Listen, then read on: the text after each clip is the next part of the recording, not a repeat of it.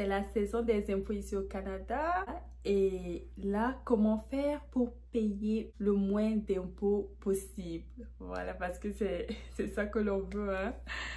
Et comment faire? Quelle déduction tu peux faire pour payer le moins d'impôts possible? On va parler de cela dans cette vidéo. Allô la famille, comment vous allez? Si tu ne vas pas bien, ça va bien aller par la grâce de Dieu. Alors, ici au Canada, lorsque tu reçois un salaire, ton salaire est déduit déjà à la base. Et voilà, il y a un pourcentage en fonction de chaque province dont tu es au Canada pour les taxes. Et donc, les taxes déduites de ton salaire dès la base, à la fin de l'année, voilà, tu dois remplir les impôts et ça va dire si tu as payé ce que tu devais au gouvernement, si on a coupé assez de ton salaire ou bien on n'a pas coupé assez ou bien on en a coupé trop.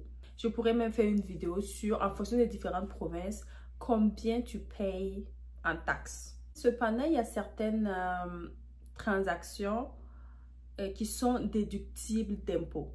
Donc, ça te permet en fait d'économiser et de payer moins d'impôts. Et c'est sur ça que tu dois maximiser pour payer moins d'impôts. Voilà. Parce que c'est la norme, c'est pour tout le monde. Voilà, quand il y a ce qu'on appelle ici le salaire brut et il y a le salaire net. Le salaire brut, ça peut être le 100 000 $ comme exemple que j'ai donné. Mais en net, lorsque tu reçois l'argent dans ton compte, c'est pas les 100 000 $ que tu reçois. Tu vas recevoir le net, c'est-à-dire la déduction des taxes sur tes 100 000 $ et c'est le reste que tu reçois en net. Maintenant, c'est important de faire tes impôts parce que c'est cela qui va permettre de calculer tout ce dont tu as droit au courant de l'année. Par exemple, la paye pour tes enfants, le TPS, TVH, etc. Au nombre des actions que tu peux prendre pour réduire ton impôt et diminuer ton revenu imposable, c'est par exemple maximiser tes REER. Voilà, donc tu vas ouvrir un compte REER. Si tu ne l'as pas fait, ouvre un compte REER, c'est très bien. On va parler de ça même dans d'autres vidéos. Et si tu as déjà un compte REER, maximise tes REER parce qu'il y a un maximum que tu peux mettre chaque année. Lorsque tu fais les impôts de l'année précédente, ça te dit le maximum que tu peux mettre, voilà, l'année qui suit. Donc, maximise tes impôts et c'est ça qui va te permettre de diminuer ton revenu imposable et donc de payer moins d'impôts. Voilà. Donc, ça, c'est très important. Fais-le pour payer moins d'impôts. On va parler du REER dans d'autres vidéos. Je vais t'expliquer mieux ce que c'est.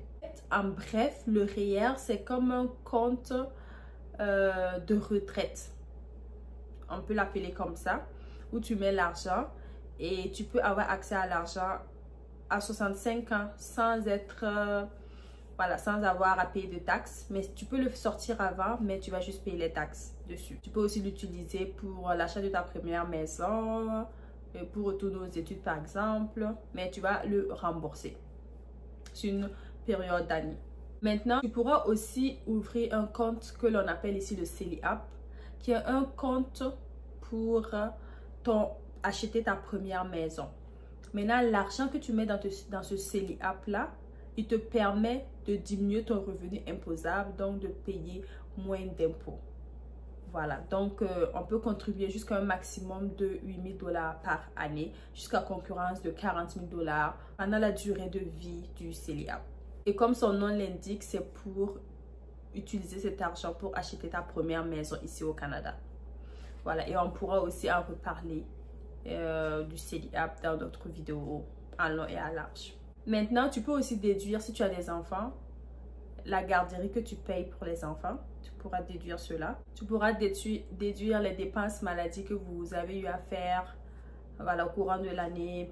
Par exemple, payer des médicaments. Voilà, tu peux déduire ces montants-là. Et puis également, tu peux déduire, par exemple, les montants de déménagement. Si tu as déménagé pour aller occuper un nouveau poste ou bien pour aller étudier. Et pour déduire les frais de déménagement. Il faut que tu sois au moins à 40 km plus près de ton lieu de travail ou d'études en fonction de ton ancienne adresse. Il y a d'autres choses, hein. Il y a plein de choses que l'on peut déduire. Si tu as un business, tu pourras déduire par exemple tes dépenses, etc., etc. Tu pourras également aller faire tes recherches pour savoir qu'est-ce que tu peux déduire en fonction de ta situation à toi particulièrement. Ça, j'ai partagé quelques idées pour t'aider. Voilà, si tu n'y avais pas pensé. Si tu n'es pas encore abonné, alors vas-y, abonne-toi, fais partie de notre famille. Like pour m'encourager, bien sûr, si ça te fait plaisir. Et puis, on se dit à très bientôt dans une prochaine vidéo. Allez, bye bye.